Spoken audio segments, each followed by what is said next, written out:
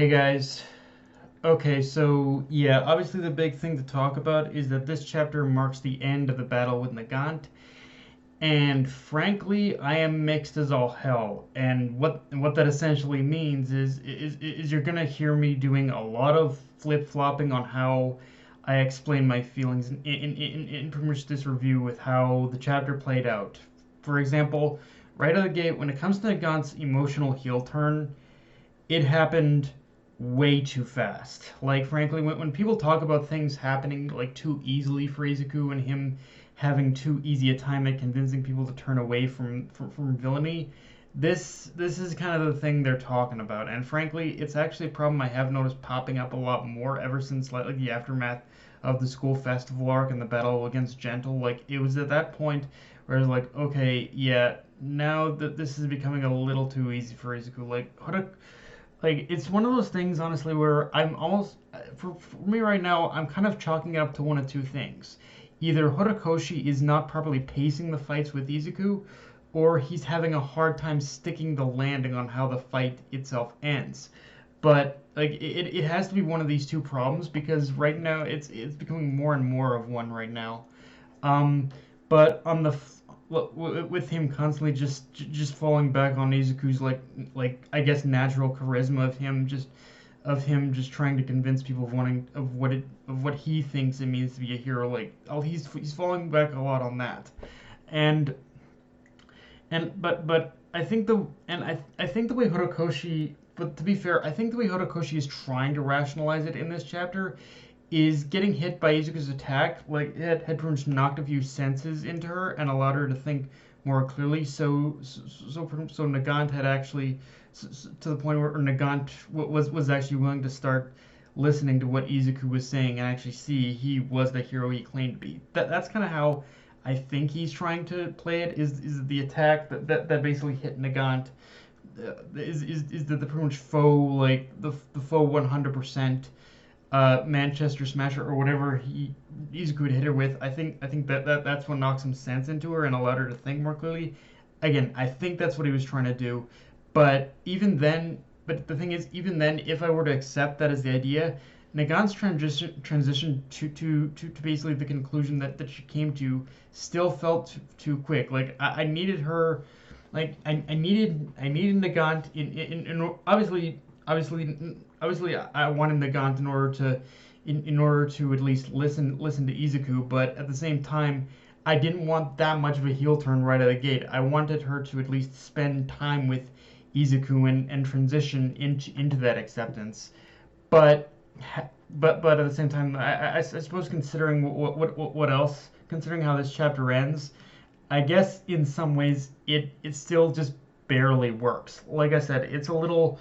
Like I said, it's all because of that ending where my feelings really kind of conflict on how this on how this on how this chapter played out.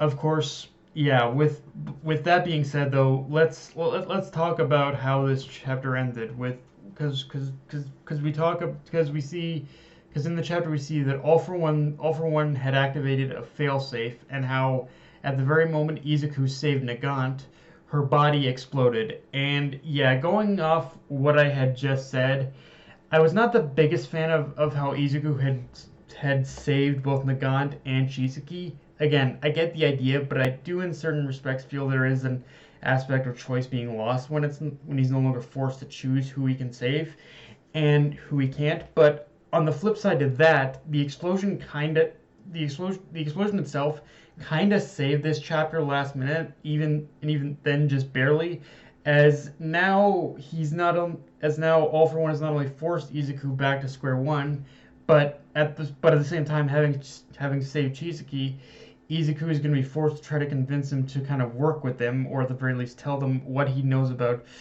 what he knows what he knows what he knows.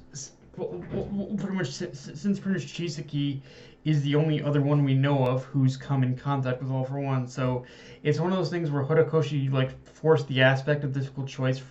In a way, it's one of those things where I didn't. It's one of those things where I didn't like how pretty much Izuku like saved both of them, but at the same time, Horikoshi still in the end he forced the difficult choice onto Izuku up like off of Nagant and transferred to Chisaki.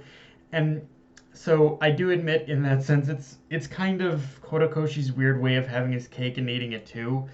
And I do admit that this whole setup of being of possibly being of Izuku being forced to work with Chisaki, it also provides a very interesting opportunity for Izuku and Chisaki to just kind of hash out any resolved emotions, any resolved problems they had during during the pretty much arc, during the whole like internship arc where they had fought, and just and I think Izuku just pretty much based off the like little the little flashback we got with Chisaki. I think Izuku and Izuku and Hawks and all the others are going to be forced to kind of give him what he wants if they pretty much want him to work, if they want Chisaki to work with them. Like I think that's one of the things they're going to have to compromise on, because if not, then yeah, they will have officially lost their only lead. And I think again, I do like how it is kind of forcing a conflict onto forcing that choice back onto Izuku, even if he still was forced to choose like the others, that even if he was still forced to like, even if the other choice was kind of out of his reach. Now the chapter also gives an official like explanation or synopsis of Fajin's abilities, which at this point, even though I do believe it is still its own, even though it is its own separate quirk, I am seeing how a lot of the third's quirk had kind of helped to develop the base of what One for All was at the beginning. In fact, I'm more convinced than ever after this chapter that Fajin contributed the most, that the quirk of Fajin contributed the most towards the development of what made the base of All for One's power. In fact, going off what we know about the third, I think he had made it that way. Like what he did is he incorporated a small amount of his power into One for All to where at least enough in order where he could properly observe and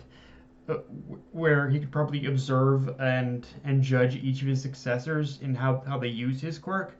But after that, it would be up to but after that point, it would be up to him and how up to him and his and the judgment he passes on his successors for him to determine whether or not his successors are worthy and have proven themselves worthy enough to in order to give them access to the true strength of his quirk. I think that's more or less how I've interpreted it anyway, and her interpreted it anyway. Like it's the thing that, at least for now, for me, makes the most sense in terms of how pretty much Fajin works in the overall blueprint of basically One for All now. Like Fajin, like again, I said this before, but pretty much Fajin is has so many similarities with the